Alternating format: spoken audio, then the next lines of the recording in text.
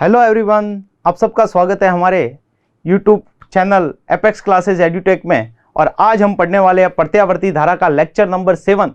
और इस लेक्चर के अंदर आज हम पढ़ेंगे आर, एल और सी, जो हमने पिछले वीडियो लेक्चर में पढ़े हैं, इंडिविजुअल पढ़े थे, अलग अलग पढ़े थे कि प्रतिरोध आर को जब प्रत्यावर्ती धारा स्रोत के साथ जोड़ते हैं तो उसका व्यवहार कैसा होता है। फिर एल को देखा और फिर सी को देखा, प्रेरकत्व और संधारित्र को देखा।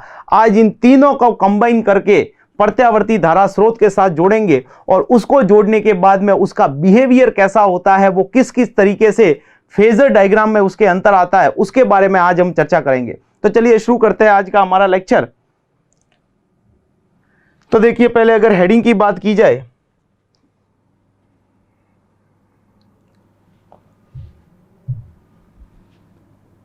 तो आर, एल, सी श्रेणी क्रम परिपथ।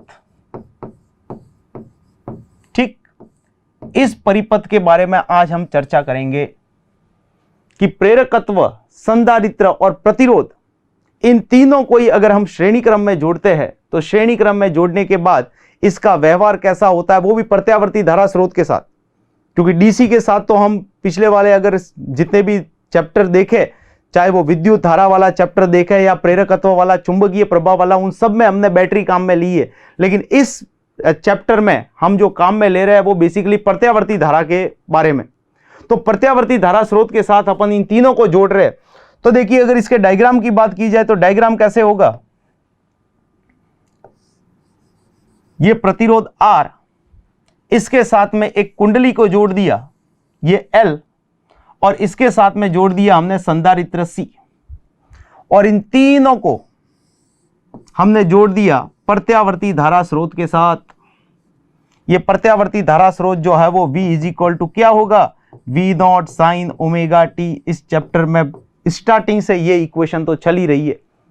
तो V इज इक्वल टू कितना है, V0 साइन ओमेगा टी। ये इसका प्रतिरोध मान लेते हैं कि R है, प्रेरकत्व इसका L है, संधारित्र की धारिता C है।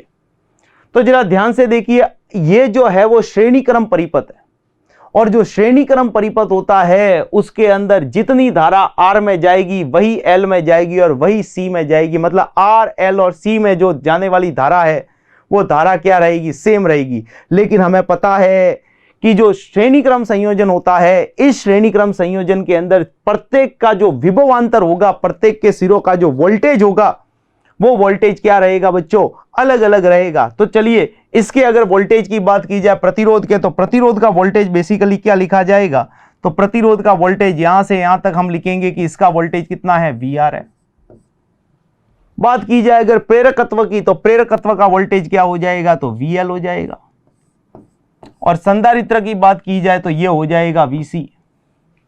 तो तीन हमारे पास में अवयव है R, L और C, और इन तीनों को हमने श्रेणी क्रम में जोड़ा है। श्रेणी क्रम में जुड़ने से इन तीनों की जो धारा है, वो धारा जो है वो बिल्कुल एकदम समान रहेगी, क्योंकि श्रेणी क्रम संयोजन में धारा का मान हमेशा समान रहता है।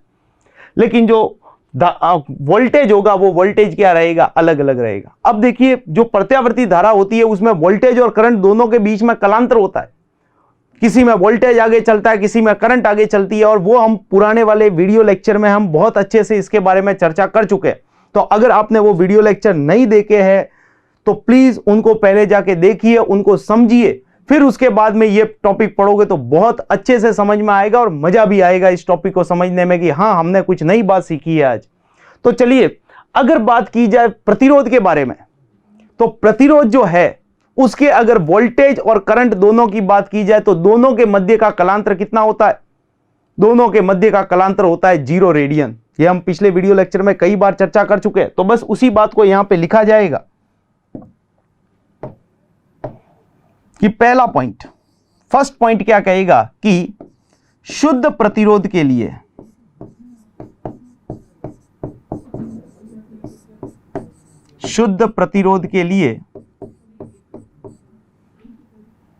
वोल्टेज व धारा के मध्य का कलांतर 0 रेडियन होगा या 0 रेडियन होता है। अब क्यों होता है, कैसे होता है, उसके बारे में पूरा वीडियो लेक्चर आपको समझाया गया है, उसको पहले जरूर देखिए, फिर उसके बाद ये टॉपिक आपको बहुत अच्छे से समझ में आएगा। तो यहां पे सिर्फ उसके बारे में ही बात की जाएगी कि कलांतर जीरो होता है। तो कलांतर जीरो है तो अगर इसका फेजर डायग्राम देखें तो फेजर डायग्राम कैसे बनेगा, तो बड़ा आसान सा है कि जिधर वोल्टेज है उधर की तरफ ही करंट को ले लो। तो अगर मैं वोल्टेज को मान लीजिए इधर की ओर ले रहा हूं, ये वोल्टेज है VR, प्रतिरोध का वोल्टेज कितना है, इधर की डायरेक्शन में हमने शो कर दिया VR, तो जो धारा होगी वो भी सेम इसी डायरेक्शन में होगी जो कि I से शो की जाएगी। क्योंकि धारा जो होती है, किसी भी परिपथ की बात की जाए, हमारे घरों में जितने भी उपकरण काम में आते हैं, चाहे वो फ्रिज है, AC है, या फिर जो भी उपकरण अपन काम में ले रहे, हमारे घरों में वोल्टेज होता है ज्यादा, करंट होती है कम, क्योंकि करंट बेसिकली होती है V/R। वापस से अगर मैं एक थोड़ा सा रिवाइज करवाऊं तो I इज इक्वल टू होता है V/R। वोल्टेज मान लीजिए हमारे घरों में आ रहा है 220 वोल्ट, लेकिन जो हमारा उपकरण होता है वो 100 ओम, 200 ओम, 500 ओम का होता है। तो लॉजिकली सोचिए कि ये मान लीजिए 220 है और डिवाइड हो रहा है 100 ओम से, तो वैल्यू तो कम आएगी ना। वैल्यू जो है वो बेसिकली कितनी रह जाएगी, 2.2 एम्पियर की रह जाएगी। मतलब करंट हमेशा कम होती है और वोल्टेज जो है वो वोल्टेज हमेशा ज्यादा होता है। तो वोल्टेज का फेजर रखोगे आगे और करंट को रखोगे हमेशा पीछे। तो इस तरीके से ये फेजर शो होगा। किसका, ये शुद्ध प्रतिरोध का केस है। अब बात करते हैं प्रेरकत्व के बारे में कि प्रेरकत्व के अंदर भी क्या धारा और वोल्टेज समान कला में होता है, तो नहीं। इसके अंदर जो है वो दोनों के मध्य का जो कलांतर होता है वो कलांतर π/2 रेडियन का होता है। तो चलिए उसको भी अगर अब लिखा जाए तो सेकंड पॉइंट क्या हो जाएगा, शुद्ध प्रेरकत्व के लिए, शुद्ध प्रेरकत्व के लिए वोल्टेज धारा से π/2 रेडियन अग्रगामी होता है।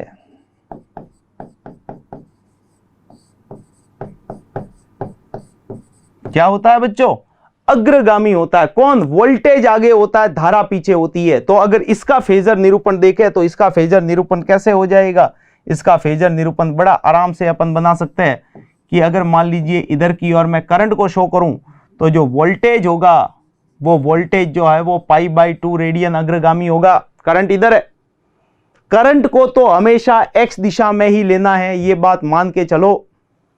क्योंकि करंट चाहे प्रतिरोध देख लो, चाहे प्रेरकत्व देख लो, चाहे संधारित्र देख लो, तीनों के केस में धारा का मान समान है, इसीलिए उसको हमेशा कभी भी छेड़ते नहीं है।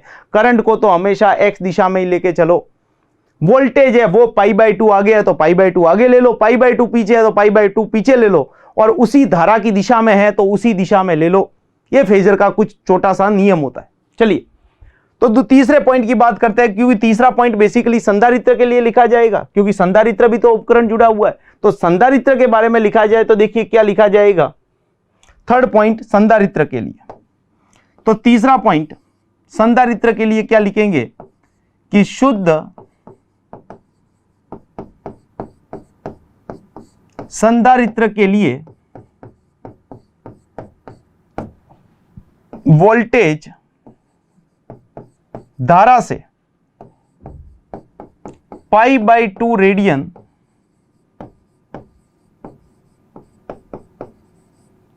पश्चगामी होता है। π/2 रेडियन क्या होता है बच्चों, पश्चगामी होता है, पीछे की ओर चलता है। तो अगर उसके बारे में बात की जाए कि अगर इसका फेजर देखें तो फेजर कैसे होना चाहिए, तो धारा को तो मैंने अभी अभी बताया छेड़ना ही नहीं है, धारा को तो यूं ही रखो। रही बात वोल्टेज की, तो वोल्टेज क्या रह रहा है, π/2 पीछे, तो π/2 पीछे कैसे शो करोगे, तो π/2 आगे अगर इस दिशा में शो किया तो π/2 पीछे जो है वो इधर की ओर शो करोगे, ये VC, और ये एंगल कितना बन गया प्यारे बच्चों, π/2, और ये भी कितना था, π/2 था। तो आपको ये तीनों बातें समझ में आई होगी। प्रतिरोध है तो वोल्टेज और करंट दोनों के मध्य का कलांतर 0 है। अगर प्रतिरोध शुद्ध प्रेरकत्व जुड़ा हुआ है तो प्रेरकत्व के केस में कितना हो जाएगा, π/2 होगा, लेकिन प्रेरकत्व में वोल्टेज आगे रहेगा, धारा पीछे रहेगी।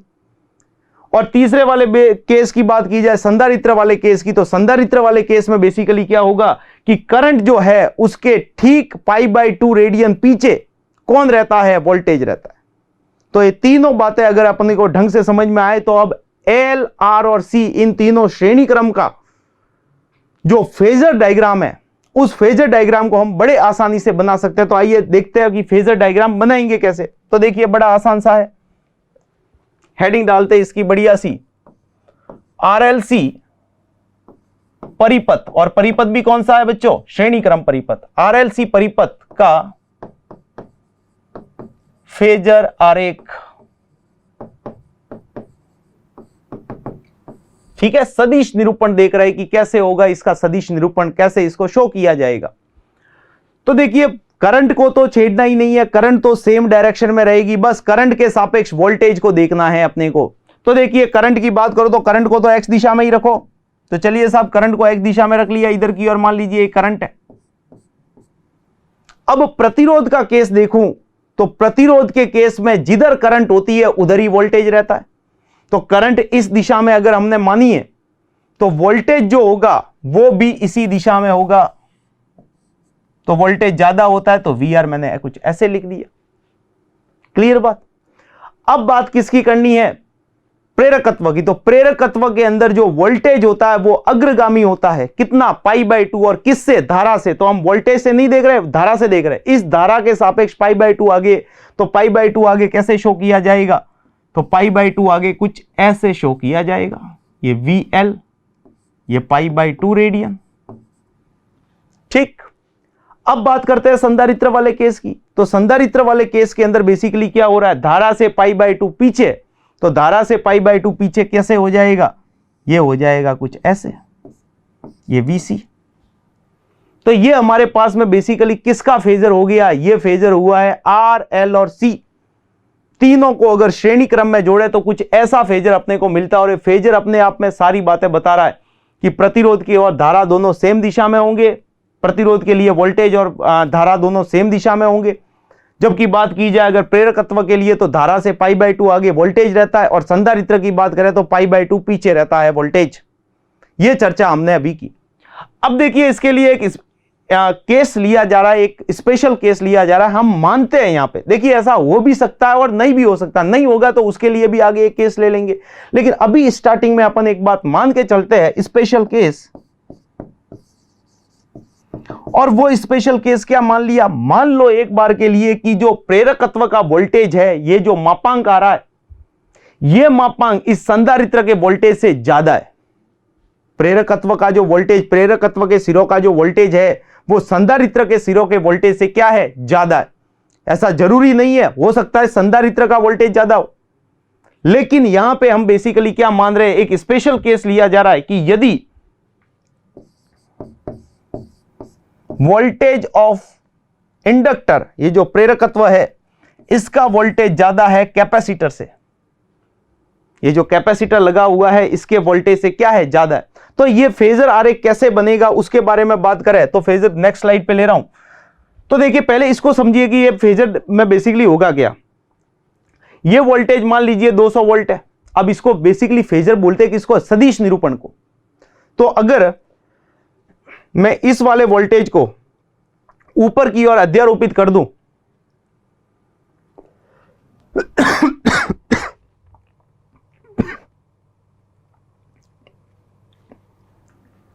तो इस वाले वोल्टेज को अगर मैं इसके ऊपर अध्यारोपित कर दूं तो अध्यारोपित करेंगे तो ये वोल्टेज है ज्यादा, ये वोल्टेज है कम। जब इसको, इस वेक्टर को मैं जब ऊपर लेके जाऊंगा, जस्ट 180 डिग्री शिफ्ट करूंगा, तो वेक्टर वाले चैप्टर में, जब 11वीं क्लास के अंदर हम चैप्टर में पढ़ते हैं कि सदिश को जब 180 डिग्री घुमा दिया जाता है तो माइनस में आता है।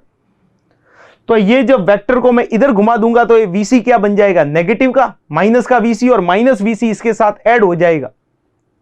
तो VL तो है प्लस का और VC है माइनस का, तो ये दोनों ऐड होंगे तो बेसिकली क्या हो जाएगा? VL minus VC। तो इसका जो परिणाम है वो परिणाम क्या हो जाएगा? कम हो जाएगा। तो अगर मैं मान के चल रहा हूं कि ये वोल्टेज ज्यादा है, ये वोल्टेज कम है, और इसको इसके ऊपर अध्यारोपित किया तो ये हो जाएगा नेगेटिव में।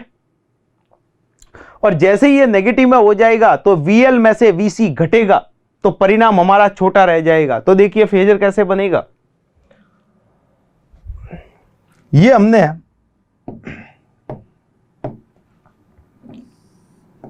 वोल्टेज शो किया प्रतिरोध का, और इधर की ओर जो वोल्टेज शो किया है यह है VL माइनस VC। ऐसा क्यों किया गया? मैंने अभी अभी आपको यह बात समझाई है कि VL बड़ा है और VC है छोटा। जब इसको इसके ऊपर अध्यारोपित करेंगे तो VL में से VC घटेगा ना, VL में से VC को माइनस किया जाएगा, और VL में से VC जब माइनस होगा तो वैल्यू तो छोटी हो जाएगी। मान लीजिए ये था 220 वोल्ट, ये था 120 वोल्ट, तो परिणामी कितना रह गया? 220 में से 120 माइनस करो जरा, पता चलेगा 100 वोल्ट रहेगा, तो वैल्यू तो क्या हो गई? कम हो गई। तो बस उसी का अपने सारा लेते हुए ये काम किया। तो हमारे पास ये VR हो गया, ये हो गया VL माइनस VC हो गया। अब इन दोनों के बीच का अंतर देखें तो ये अंतर आएगा π/2 रेडियन का। ये कितना है बच्चों? π/2 रेडियन का है। तो बस इसके लिए भी परिणामी निकालोगे। परिणामी कैसे निकाला जाएगा? तो परिणामी निकालना बड़ा आसान सा है।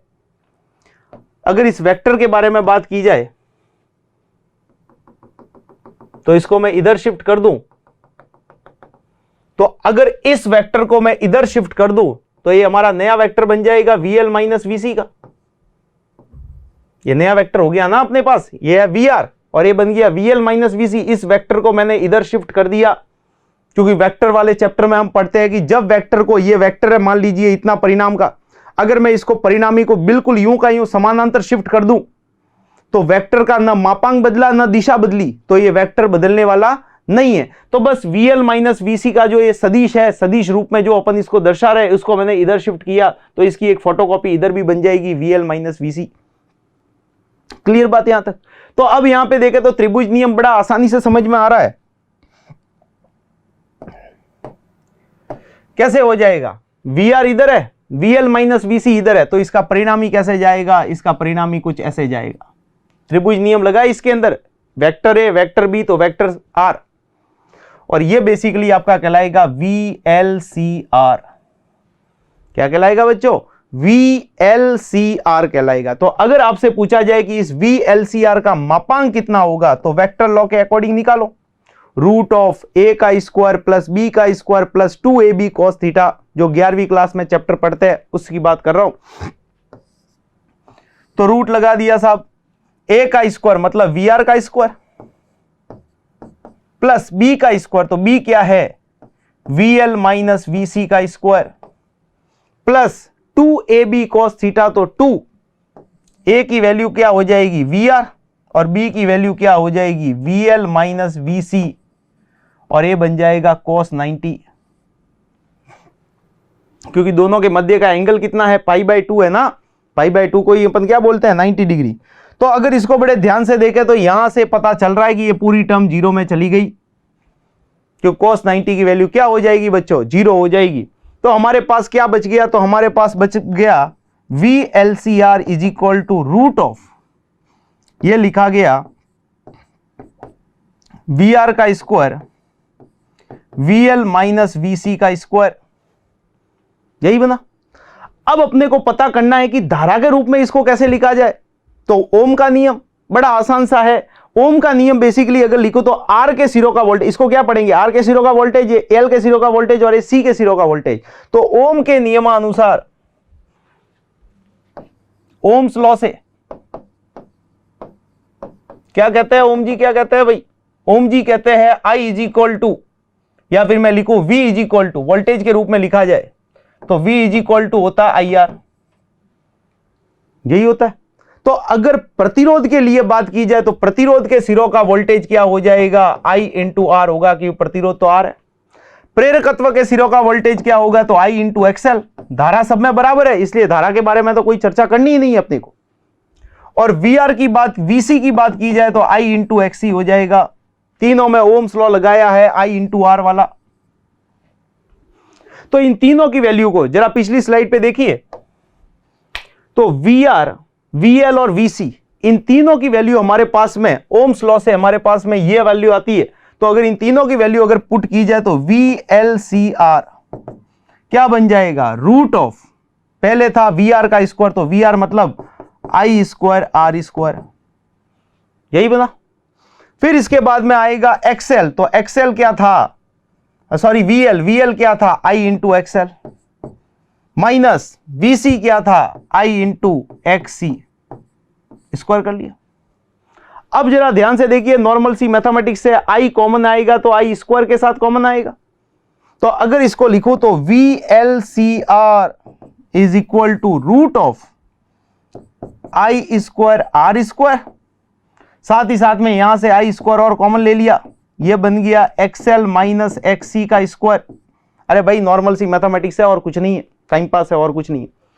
I स्क्वायर और I स्क्वायर, ये दोनों I स्क्वायर जो है वो कॉमन आके सिंगल बाहर आएंगे तो I बन गया। तो इसको क्या लिखा जाएगा, इसको लिखा गया VLCR is equal to I ले लिया हमने कॉमन, यहां से I स्क्वायर था तो I ले लिया कॉमन, ये बन जाएगा root of R square plus XL minus XC का स्क्वायर। जरा ध्यान से देखिए, I स्क्वायर कॉमन ले लिया और सिंगल I बाहर आ गया रूट के बाहर। अगर बात की जाए तो इस I को अगर नीचे लेके आ जाए तो VLCR डिवाइड बाय I, क्या लिखोगे प्यारे बच्चों, R square plus XL minus XC का स्क्वायर। अब यहां पे वापस से एक ओम्स लॉ बन रहा है, V divide by I, V के डिवाइड में I कर दूं तो R बनता है। अब यहां पे R लिखना समझदारी नहीं है। ऐसा क्यों बोल रहा हूं, क्योंकि यहां L, C और R तीनों को श्रेणी क्रम में जोड़ा है, तो इन तीनों का प्रभाव जो आएगा उसको बोलते हैं प्रतिबाधा। क्या बोलते हैं उसको बच्चों, प्रतिबाधा बोला जाता है। और प्रतिबाधा को अपन किससे लिखते हैं, Z से लिखते हैं। तो कैसे लिखा जाएगा, तो वी नो दैट, हम एक बात अच्छे से जानते हैं। क्या जानते हो बच्चों, VLCR divide by I, voltage divide by धारा, और इसको बोलते हैं Z, प्रतिबाधा। क्या बोलते हैं बच्चों, इसको प्रतिबाधा कहा जाता है। और अगर आपसे कोई पूछ ले कि प्रतिबाधा का मात्रक क्या होगा, तो मात्रक क्या बताओगे बच्चों, प्रतिबाधा का जो ये मात्रक होता है इसका मात्रक क्या हो जाएगा, ओम हो जाएगा। तो प्रतिबाधा का मात्रक क्या हो जाएगा बच्चों, ओम कहा जाएगा। क्लियर है बात। तो बस कुछ नहीं है, VLCR डिवाइड बाय I जो ये लिखा है इसको Z लिख लो। तो Z लिखते ही हमारा जो ये फॉर्मूला बन जाएगा, ये बन जाएगा Z is equal to root of R square plus XL minus XC का स्क्वायर। ये भाई साहब फॉर्मूला बहुत ही इंपॉर्टेंट फॉर्मूला आपके सामने निकल के आ रहा है। ये बोर्ड में कई बार पूछा हुआ क्वेश्चन कि सिद्ध कीजिए कि LCR परिपथ के लिए प्रतिबाधा Z बराबर इतनी होती है। तो आप आराम से इसको सॉल्व कर सकते हो। फेजर डायग्राम आपको पता होना चाहिए, कौन आगे कौन पीछे, कौन समान, और L को बड़ा मान के और C को छोटा मान के हमने ये बात निकाली है। लेकिन इसके अंदर एक और बात अभी रही है, कलांतर कितना होगा, कलांतर भी तो निकालना है। जरा फेजर देखो इसका वापस से, ये इसका फेजर है LCR का। तो फेजर देखा जाए तो जरा ध्यान से देखिए, वोल्टेज आगे चल रहा है, ये रेड कलर तो वोल्टेज है, और करंट किधर होगी, प्रतिरोध की दिशा में। जिधर प्रतिरोध है उधर ही तो करंट है। तो करंट से वोल्टेज आगे चल रहा है, कितना आगे चल रहा है पता करना है, तो इसको मानो फाई। ये कलांतर तो पता करना है ना। तो कलांतर कैसे निकाला है, तो ये हमारे पास O, ये A और B। तो अगर त्रिभुज AOB में tan फाई निकाला जाए, कलांतर तो हमेशा tan से निकालते हैं, तो tan फाई निकाला जाए तो फाई के सामने वाला हो जाएगा VL माइनस VC, और आधार क्या हो जाएगा, VR। तो अगर मैं बात करूं इस त्रिभुज की, तो त्रिभुज से कलांतर जो निकाला जाएगा, ध्यान से समझिएगा बच्चों, कलांतर। तो कलांतर के लिए त्रिभुज OAB काम में ले लिया, जो अभी अभी मैंने बताया था पिछली स्लाइड पे, O, A और B, और इसके अंदर निकालना है tan फाई। तो tan फाई क्या हो जाएगा बच्चों, tan फाई हो जाएगा VL minus VC divide by VR। क्या हो जाएगा, VL माइनस VC, लंब बटे आधार करना है। तो फाई के सामने वाला हो गया लंब, बचा हुआ क्या हो गया, आधार, और 90 के सामने वाला होता है कर्ण। तो कर्ण की तो यहां जरूरत ही नहीं है, VL minus VC divide by R हो जाएगा। अब हमें यहां पे सारी बातें पता है कि VL क्या होता है, I इंटू XL, VC क्या होता है, I इंटू XC, और VR क्या होता है, IR। तीनों वैल्यू को उठा करके यहां फेंक दो, जरा देखो क्या रिजल्ट निकल के आ रहा है। तो ये लिखा गया tan phi is equal to VL की वैल्यू क्या हो जाएगी, IXL minus IXC divide by VR क्या हो जाएगा IR। जरा ध्यान से देखिए, ऊपर से I कॉमन आ रहा है और नीचे वाला I कैंसल आउट हो जाएगा। तो ये जो हमारे पास रिजल्ट आएगा tan phi is equal to I ले लिया common XL minus XC divide by IR, R से I कैंसल आउट हो गया। तो ये जो रिजल्ट आया हमारे पास tan फाई, ये tan फाई बेसिकली कितना आ गया, तो tan फाई लिखा गया XL minus XC divide by R। तो अगर मैं फाई आपसे पूछूं तो क्या लिखोगे बच्चों, tan इनवर्स, tan को उधर फेंक दिया, क्या लिखोगे XL minus XC divide by R हो जाएगा, सिंपल। सब्सक्राइब करें हमारा apex classes edutech YouTube channel, साथ ही बेल आइकन को क्लिक करना बिल्कुल ना भूलें ताकि आगे आने वाले सभी यूट्यूब वीडियोस की अपडेटेड नोटिफिकेशंस सबसे पहले आपको मिले। Apex classes edutech, subscribe now.